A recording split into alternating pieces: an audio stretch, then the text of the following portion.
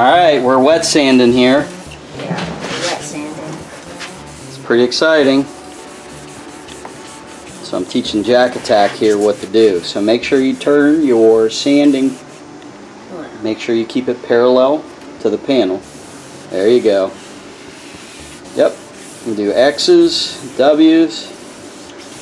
Well, you've shifted it again. Keep it at the right parallel. There you go. So yeah, we're going over it with 400 first to knock a little bit of that guide coat off. And then we're going to hit it with 600. And I'm also using my little Scotch-Brite to get into some of the little nooks and crannies. And basically, we're knocking it down. Everything's going really well. Once it's knocked down to 600, we'll be able to clean her up, get ready for paint. So you can see over here on the driver's side, this one's pretty much finished.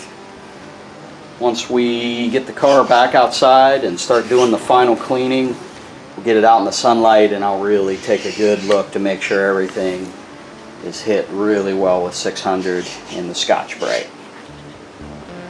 So it's time to get to work.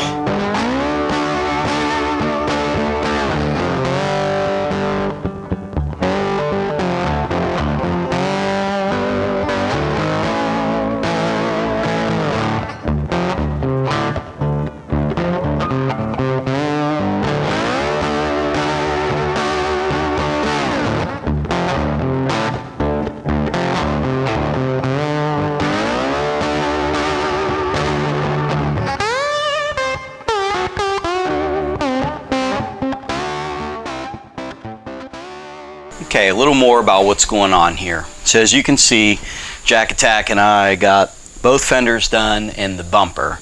And when I say got it done, like we were talking about, I was teaching him how to final sand on the car.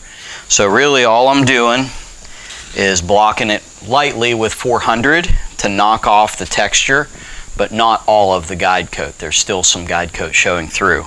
Just to speed things up a little bit, hitting it with 400 again. But then I go to the 600 and take it down until all the guide coat's gone. And then I have these flexible blocks that I bought at AutoZone, but they're really flexible, so they bend to the contour. The yellow side is really a squishy pad, and the black side is a little bit harder, but they're really flexible. So just going over all of it with these, using the soapy water to kind of move that sanding material down and off of the panel. And I also have a washcloth here, you know, to help kind of rinse and wipe and do all of those things. So I'll sand and check and just keep going until it's all done. So as you're sanding here and knocking off the guide coat, you can actually hear the difference between when you start and when you get to where you want to go, because you can hear the sound. It gets smoother. You can feel it and you can also see it. So where it has been sanded and that guide coat and that texture is starting to get knocked off, the skin of the epoxy is getting knocked off, the water is sticking. But where I still need to sand, it's kind of beating up, almost, it's not wax, but it's like a wax, because it's dispersing the water. So, you know, I know where I need to sand it because of the water is dispersing. So that's where I'll focus.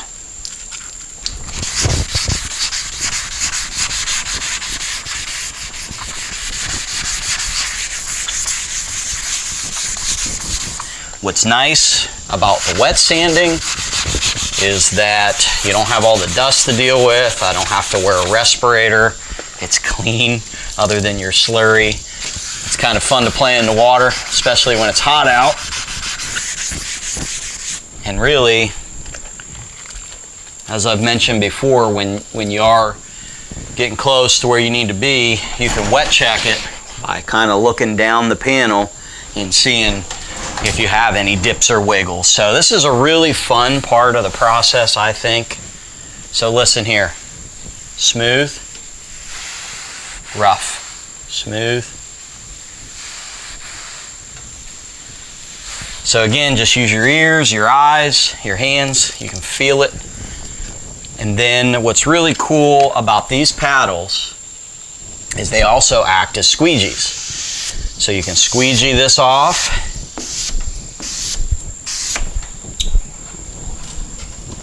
And then I've got a dry cloth here too. And I can check it, and I can see that a little bit more with 400 and I'll be ready to switch to 6.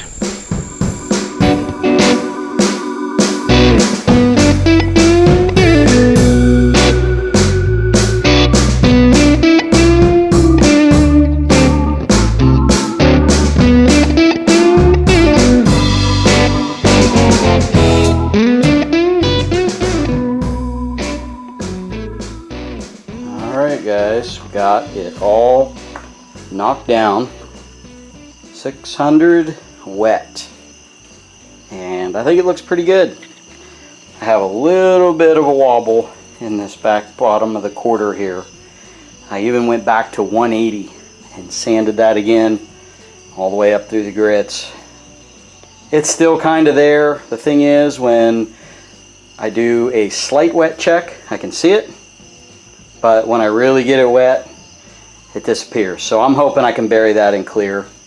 But I haven't found anything else on here that I can't live with. And really, I just haven't found anything else on here. So the next step, now that it's all done up here, is to get this masking off, get it all cleaned up, and then we can start, getting this ready to put the hood back on. I'm going to block the hood separately, and then put it on the car, and then I'm going to scuff everything when I'm washing and cleaning. So that's the next step, is get all this masking stuff off and get the hood out and get it ready to start blocking it on the stands. So I got the hood out, set it up on some stands, hosed it off, cleaned it, and it's a little rough. It's not terrible, it's just going to need primed again. So I backed off to 180 grit just to be able to work this down. I've got some pinholes over here from where I did fiberglass. Didn't catch it when I was doing filler work, so we'll have to put some glaze in there. A little bit of the same along the side edge. That's the most work that needs done on it. Other than that, it just needs leveled one more time. So what I'm doing is using my longest block that I have, and it's a little bit flexible, so I can bend it to the contour, and I'm just hitting these long areas where this will actually fit. So what you see done here was done with the long block. So then I stopped, and I'm going to switch to these blocks to hit some of these spots where the long wouldn't reach. So this one, I'm going to work the flat but smaller areas here, here, here, and up here with these soft blocks. Another soft block. We'll get in these contours down here, but only after I straighten everything out with a harder round one. So we'll use a combination of these two to get into these body lines. So just going to move on through.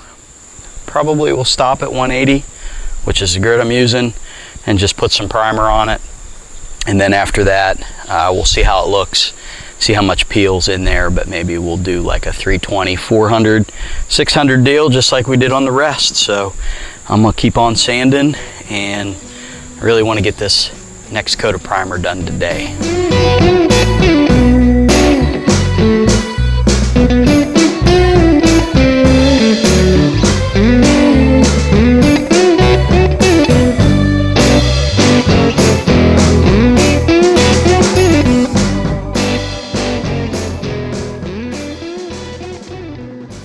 Okay, let me show you what's going on here. So we spent some time, got this all blocked down to 180, ready to be primed again. So I did have some issues when I blocked it out. Got those all fixed up. Do a little walk around here. Didn't break through in too many places. Had a few little pinhole spots that I needed to put some body filler on, just to fill those pinholes. But the biggest issue that I had to address was just these pinholes over here where I had all of that fiberglass work done, and you know that fiberglass had some pinholes in it. So I gouged those out with a little jeweler's file to make sure I had good adhesion, and just slicked it over with some glaze. I think it turned out pretty good. Wet checked it. I think we're gonna be all right. So I'm just getting the garage ready to spray a little primer. And the other cool thing is that since maybe the next time I spray, it's gonna actually be some color in the garage here, so I'm just kind of doing a little test run. I've got the floors wet down, really just kind of thinking my process a little bit more, just to make sure that I'm in good shape. You know, I've primed in here a billion times, and I feel pretty comfortable with how it's gonna work. I just think I need to clean a little more than what I usually do and wet the floors down. I've wet them down in the past, but not every time I've primed, so we're just trying that out. Wanted to see how my hose stretched around and just check the splash factor, because I know I'm gonna be concerned about that.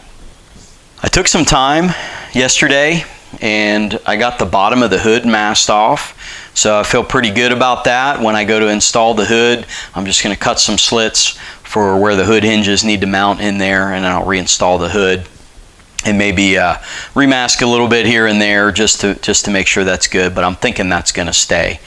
So I'm gonna mix up some of this primer. I'm gonna thin it down a little bit so that it lays out nice and smooth, and we're gonna get some primer laid on here, and I'll bring you back to show you what it looks like.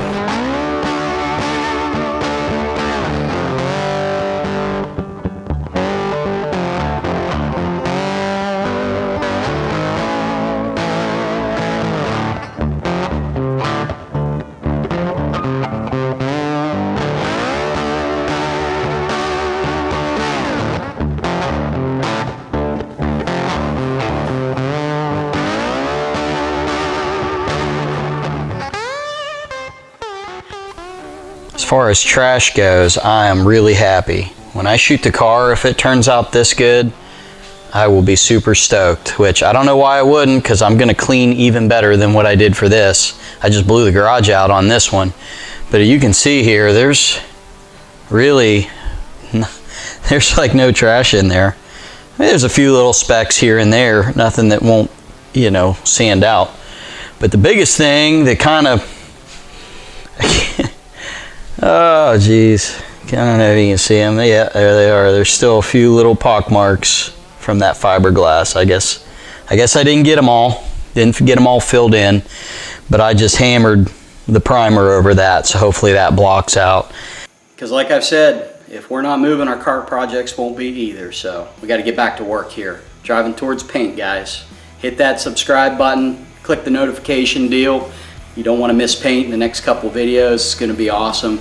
And while you're at it, if this is cool, hit the like button. Help me out here.